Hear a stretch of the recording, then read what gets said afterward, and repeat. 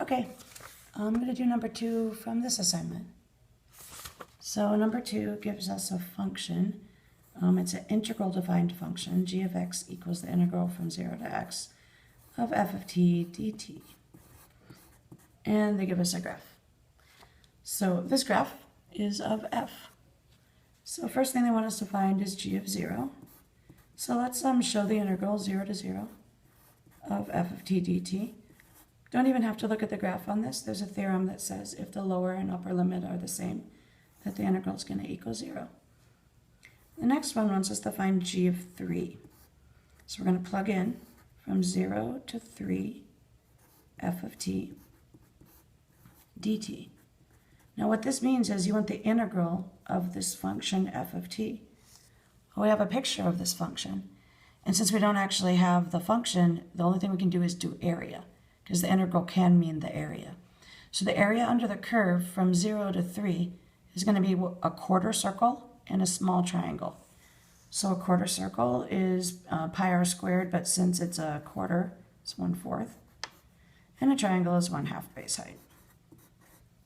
Our radius here is 2, so it's 1/4 pi, 2 squared is 4, plus 1/2 base height. If you look, you've got a base of 1 on that little triangle and a height of 1.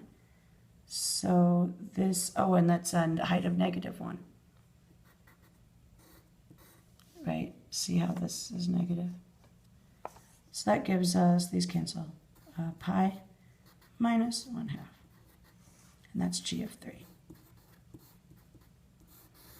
Next one asks for g of -2. And when you fill that in, what you notice is that your limits are flipped. Remember how the lower limit is always supposed to be the smaller number? So we've got to flip them.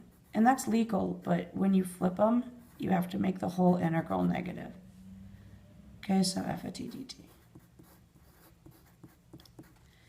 And when you look at this, if you look from -2 to 0, it's that same quarter circle we already did. So we don't really even have to do the work. That quarter circle was just pi. But there's a negative here. So it's going to be negative pi. Okay, and you can think of that too, like this way we're accumulating area going forward. This way we're accumulating area going backwards. So it's negative pi. Next one is g of 5. And for this, we're going to be resourceful. We're going to realize we already found g of 3. So if we already found from the area from 0 to 3, then really all we have to do is find that. So let's write it first as the integral from 0 to 5, f of t dt. And then let's split it into what we already did, 0 to 3. And then what we haven't done yet, 3 to 5. And there's another theorem that says that that's completely legal. So from 0 to 3, that was up here, that's pi minus 1/2. 3 to 5, you may be able to see this. You've got a negative triangle area and the same size triangle positive area. So really, that's just plus 0. If you don't think you would have caught that, let's just go ahead and do the math. This one is 1/2 base height. Base is 1, height is -1. So let's just agree that's -1/2. And this other triangle, 1/2 base height, it's a base of 1, a height of 1, so that's just 1/2. And you can see that these two zero out, which just leaves your answer as that. Okay, letter B wants us to find the relative maximum. So to find a relative maximum, you need the derivative. So we're going to have a relative max when, and it says to justify, so we need to know this, that g has a relative max when its derivative changes from positive to negative, right? So when g prime changes from positive to negative. Okay, and that's the calculus definition of when you have a max. Now what is g prime? Well, the second fundamental theorem of calculus says if you have an integral defined function, actually let's just go g of x here. You have an integral defined function that if you want to find the derivative, you literally just stick the x in there. So g prime of x equals f of x. And we have that. We have the graph right here. So let's just go ahead and shorten that a little bit. G prime equals f. So g prime equals f, and so f changes signs from positive to negative.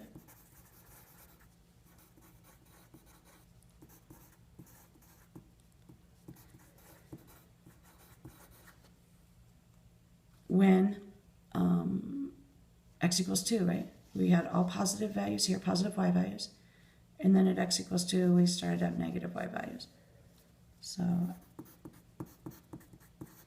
x equal 2 is a max.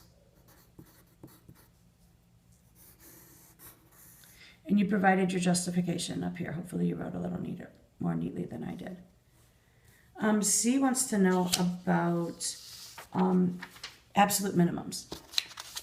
So an absolute minimum is the lowest possible, the smallest y value. So we're looking for the smallest y value of g. And it's either going to be, the extreme values theorem tells us, the lowest possible value is either going to be like an endpoint or possibly like somewhere in the middle it could dip lower, like here. So what we have to do is we have to check the endpoints and we have to see if there's any minimum. And all we want to know is the smallest value, the absolute minimum is the smallest y value. So let's see if there are any relative mins, and let's use the same logic from the last one. G has a min, it says to justify, so we need to write this. G has a min, relative min, right? When G prime changes from negative to positive.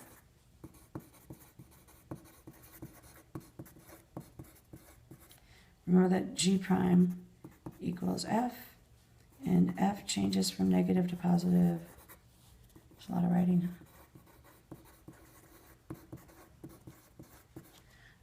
It changes from negative to positive at x equals 4. So that's a relative min. Now we're not done because they want the absolute smallest y value. So here's what we have to check. What's the y value that goes with x equals 4? What's the y value that goes with the endpoints? So we have an endpoint of negative 2 and an endpoint of 5, right? Negative 2 and 5. And you can't necessarily tell just by glancing at this graph, because this graph is of f. We want to know like what's g of negative 2, what's g of 5, and what's g of 4. Actually, we already found those. So g of negative 2 was negative pi. We found that in the other question. G of 5 was pi minus 1/2. We haven't found g of 4 yet, but that's going to be the integral. You know how we already found the 0 to 3? So it's going to be the integral from 0 to 3 plus the integral from 3 to 4. So we look back at our previous answer. To get from 0 to 3, it was pi minus 1/2. And if we look from 3 to 4, it's that little triangle again. So that's 1/2 base height. 1/2 times 1 times negative 1 is negative 1/2. So what we have here is g of 4 would be pi minus 1/2 minus another 1/2, which is pi minus 1. Okay, so which of these is the smallest y value? Negative pi, right? That's negative 3.14. So this is our absolute min. I might write it as an ordered pair. G has an absolute min at negative 2 comma negative pi. And this works as your justification, by the way. They're going to look that you found the relative min, and then they're going to look that you tested the endpoints and that you stated the answer. Okay, we get to write the equation of a tangent line now. This is letter D. To write the equation of a line, we always need x equals, and then we need y equals, and m equals. They told us x equals 3. So to find y, we would need g of 3. because we want the tangent line to g. And then to find m, remember we need the derivative, g prime of 3. So let's find y. What's g of 3? I feel like we've done this. Oh yeah, we did. We did g of 3 in the first question. So let's just copy that. It's pi minus 1/2. Seems like a strange y value, but it's okay. G prime of 3. Well, that's going to be the same thing as f of 3. Because remember, the derivative of g is f. So f of 3, now there's no integral here. We're really just looking for f of 3. So if you just looked at this graph of f, and I said, hey, what's f of 3? You would look where x equals 3, and you would find the y value. So it's -1. F of 3 is -1. So that's our slope. You may recall that the slope formula that we use, the equation of a line that we use is y equals y1 plus m x minus x1. So here we go. Y equals, and y1 is going to be, I'm going to parenthesize it, pi minus 1/2. M is -1, and x minus 3. There are lots of ways to write that neater. You can just leave it just like that, especially for the AP exam. You don't have to simplify. Now, if it's multiple choice, there may not be an answer that looks just like that. You may have to clean it up to make it match. But for a non-multiple choice, leave it right there. Okay, finally, letter F. They want us to find the range. So the range, remember, is y values. It's been a long time since we talked about range. So we want to know basically the highest to lowest y value. We already found the lowest y value because we found absolute min. So the lowest y value, we already know is, where'd that go? The absolute y value, lowest y value, was at when x is -2, y was, when x was -2, y was -pi. So our lowest y value equals -pi. And then what's our highest y value? Well, first we should see what our max was. I think our max was when x equals 2, right? Let's double check that. Yeah, our max was when x equals 2. And did we ever find f of 2? Oh, here it is. F of 2 is pi, right? We found that quarter circle before. So could it be pi? Or is there something higher than that? Is there some point when we have a higher y value? Well, here it's going to be from -2 to 0. Remember that was negative. And then here, that's going to be our highest because look, it's been positive for a long time.